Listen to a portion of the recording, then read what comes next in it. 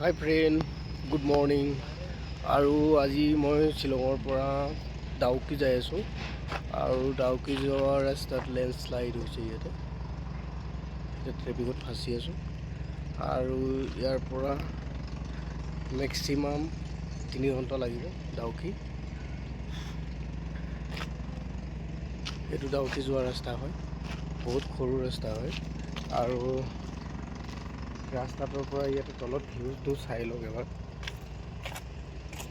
এইটো ভিউ হয়।